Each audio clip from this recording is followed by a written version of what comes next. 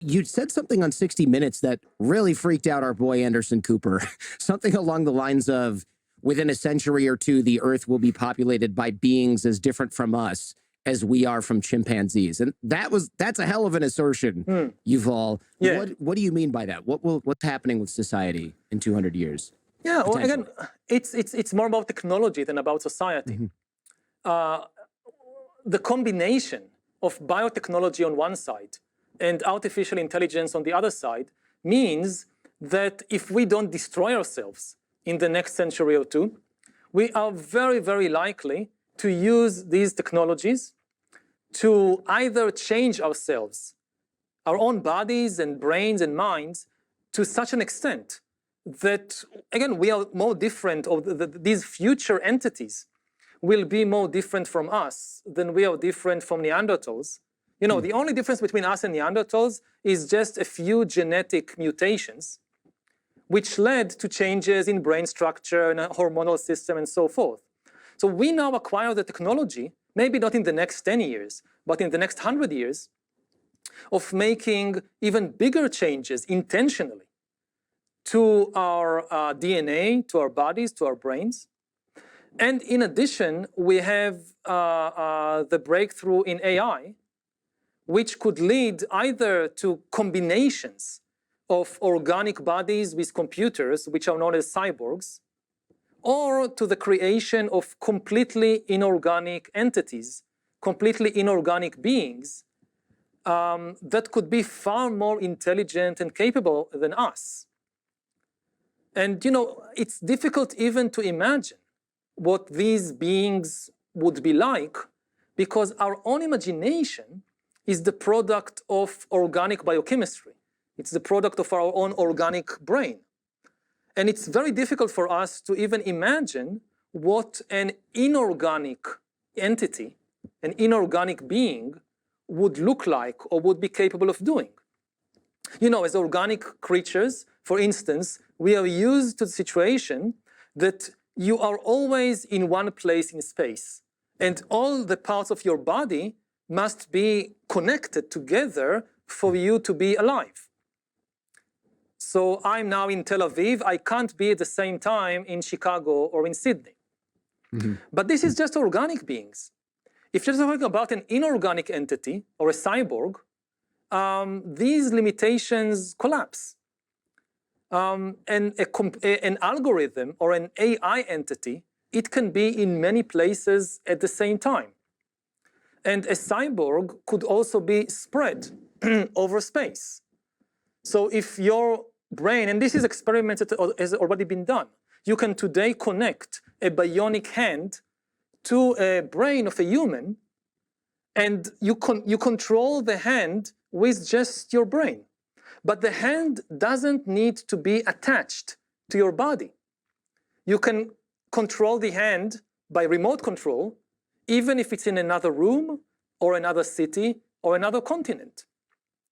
So even these very fundamental things, like being in one place at one time, which we think this is obvious, all life forms obey these laws, this may not apply to the future entities, which might control the planet in a century or two.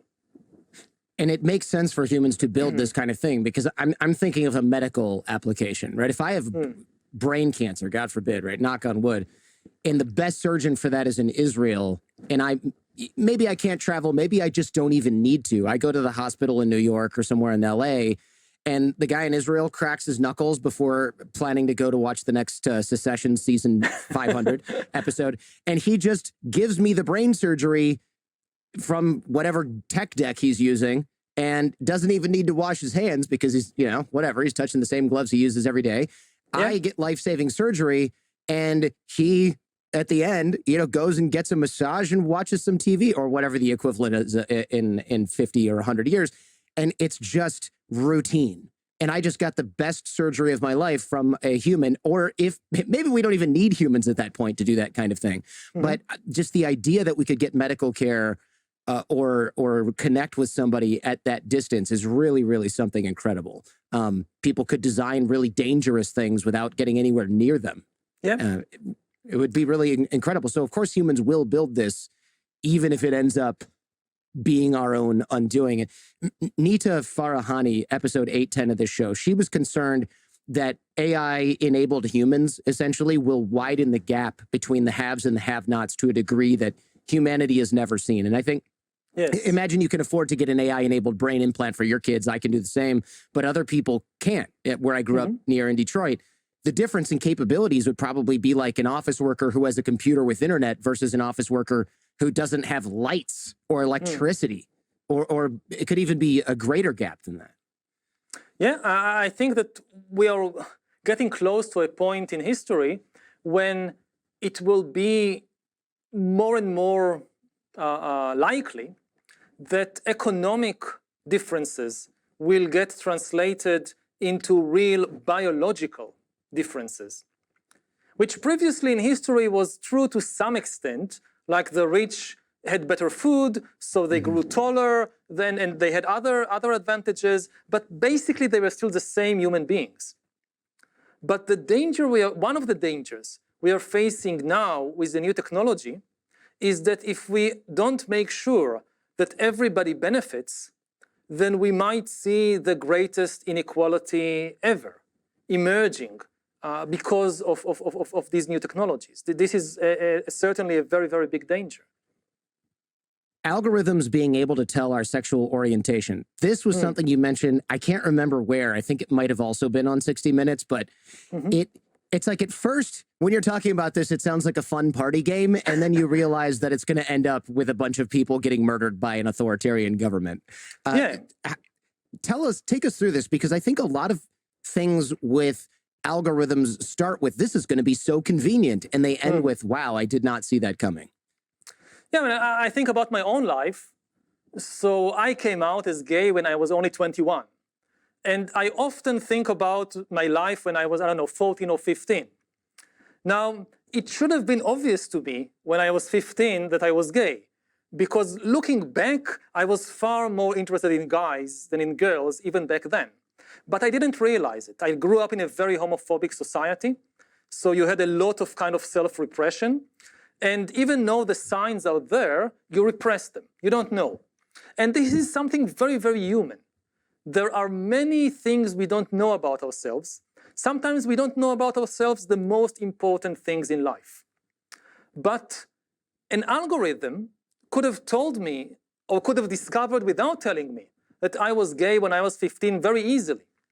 You know, there are so many ways to do it. One way, which is today technically possible, is simply by tracking eye movements. That, you know, I don't know, I'm walking down the beach and there is a sexy guy and a sexy girl. Where do my eyes go? And where do they linger? This is something which is, you know, usually it's not even under your control. And today, a computer can track your eye movements and can know this even before you know it about yourself. So, you know, in some scenarios, it could be used in a good way to help people understand themselves and come to terms with themselves and so forth. But there are also quite disturbing usages for this kind of technology. One thing, for instance, is corporations using it to manipulate us. So for instance, I don't know, like Coca-Cola discovering when I'm 15 that I'm gay before I know it about myself, and deciding which commercials to show me. Like they'll show me the commercial with the sexy guy and not with the sexy girl. But there are much, of course, worse scenarios, like Uganda recently legislated a law which inflicts the death penalty on homosexuality. So what would the Ugandan government or the Iranian government or the Russian government do with algorithms that are able to detect people's sexual orientation? This is a frightening scenario, which could become real quite quickly. And I think more broadly, what we are looking at is the possibility of building the worst totalitarian regimes in human history. Because if you look at the 20th century, at regimes like Nazi Germany or the Soviet Union, they wanted to know everything about their citizens. They wanted to follow everybody all the time, but they couldn't because the technology was not there. You know, in the Soviet Union, you have 200 million citizens, more or less. You don't have 200 million KGB agents that can follow each and every person 24 hours a day. And even if you do, you know, in the days of Stalin or Brezhnev, so a KGB agent that follows you, at the end of the day, writes a paper report about everything that you did and said and everybody you met and whatever. And then they send this paper report to Moscow. And every day, imagine that KGB headquarters gets 200 million paper reports. Nobody is able to read it and analyze it. Now, it is becoming possible. You don't need human agents to follow people around. You have all these cameras and microphones and so forth. And you don't need human analysts to make sense of the data. You have AI.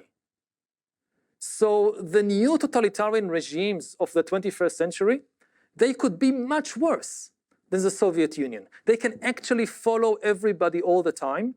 And for instance, discover things about you that you don't know about yourself, like your sexual orientation when you're a teenager. It is terrifying. I think of North Korea and imagine if every time you have to say a poem about Kim Il-sung or whatever, or every time you look at the photos that are up everywhere, the giant paintings, there's some people who are going to go, wow, I'm so reverent for our dear leader. And other people are going to be like, oh, this freaking crap again. And if they can find out the people that are thinking, oh, this freaking crap again, they can throw them into re-education before that person even knows that they're sick of revering dear leader.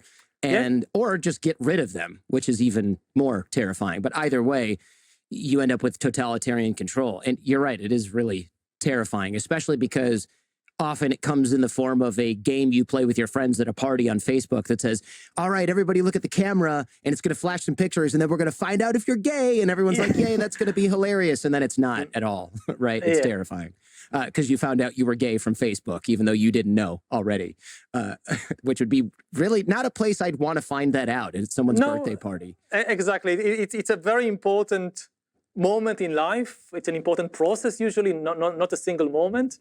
And you need to do it in the right way. And So, Mark Zuckerberg telling me via a meme on my Facebook wall is definitely not the right way. No.